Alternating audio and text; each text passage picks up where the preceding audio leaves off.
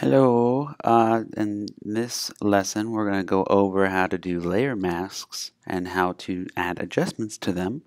Um, so the process real quickly will be we will quick select or select the actual object, and then once we quick select something or select an object, we're going to click on the adjustment we want to add. When we add the adjustment and click on any of these buttons, what it does is it will take the quick selection and turn it into a layer mask for that adjustment. So let's go over this. I have this cute puppy picture here. What we're going to do is we're going to first quick select the puppy. As always, we unlock the background by double clicking on the layer over here and pressing OK, and that unlocks our background. From there, we want to select the little cute little puppy.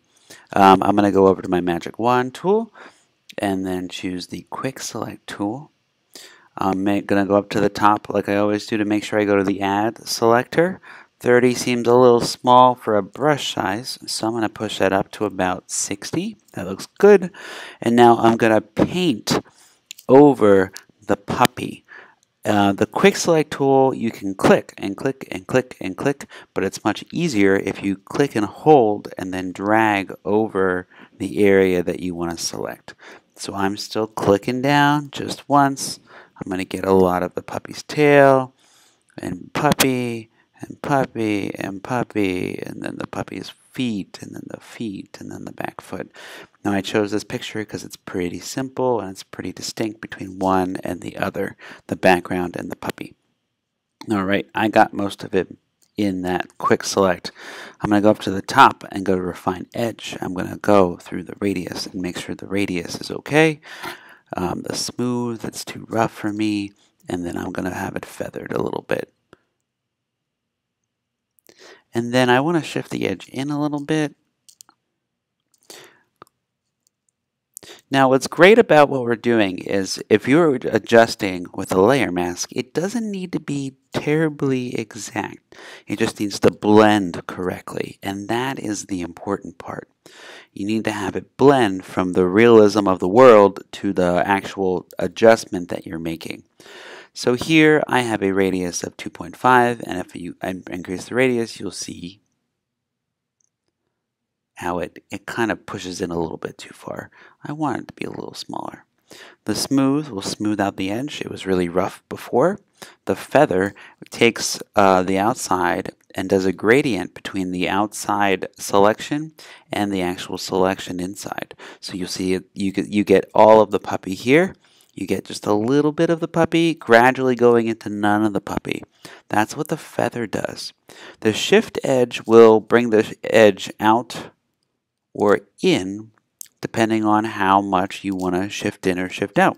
I shifted the edge in a little bit, about 15%, minus 15%, just to make sure that we focus more on the actual puppy and not the purple background. I'm going to press OK. Now you can see we have this selection around puppy. What I'm going to do is now you'll notice when I click on any of these adjustments, it will get rid of my selection. Now the selection's gone. The adjustment property window pops up, and on the right here we get our little layer mask next to our adjustment layer. What that means is that whatever's white is actually being adjusted, and whatever's black is not being adjusted. Think of this as remember we talked about the graffiti or the spray paint that you can put on like a sidewalk. When you spray paint over a cutout, you only get the white or the empty spots of that cutout when you spray an area. So if I spray this with a bunch of pink spray paint, the only area that would affect whatever's below it, layer 0, would be the empty spot or the white area. Now, if I make a change in saturation, see how it gets a little darker or brighter or too bright. I want to give him a little more life, make the saturation a little higher. And brightness, he's a little bright. I think he was pretty good where he was. Basically, whatever you're doing now with the hue, see how you're changing him, but you're only affecting him. You're not affecting everything around it. Cool. Now, a few other tricks with the layer mask. If I go to the layer mask and I double click, I get the layer mask property menu over here.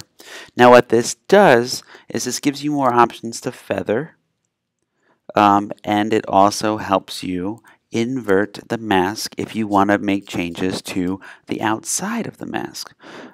So here, my layer mask, I'm going to click on the layer mask here, and I'm going to duplicate this layer by right-clicking and duplicating the layer, and it's going to stay in my same document, and here we are. Now what I'm going to change this to is double click on the layer mask. I'm going to press invert. When I invert it, you'll notice that the background now is all white and the black is where the puppy is, which is the complete opposite of our other one. Now, if I go into the adjustment layer by clicking on the layer, the adjustment layer automatically pops up. I can change the hue of the background to whatever I want. And now I have a little more blue background, which I feel is a little more puppy-ish. And now he looks like he's sitting in a blue canvas. Cool. Now if I go back, I'm going to minimize this and close it by clicking on those double arrows at the top of any window. That way it doesn't ruin whatever I am. I'm going to go to this layer mask, double click on the actual black and white layer mask to get the layer mask property window. At the bottom, you can see this little ants marching circle. If I click on that, it will, as it says, load selection from mask.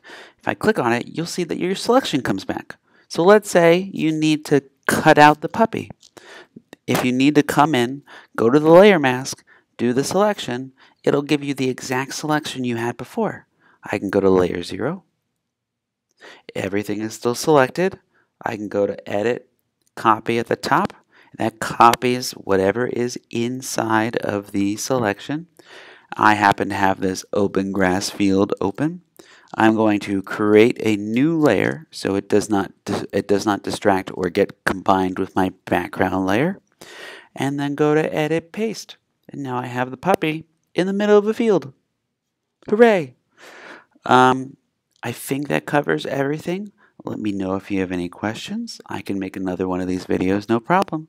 All right, have a good day.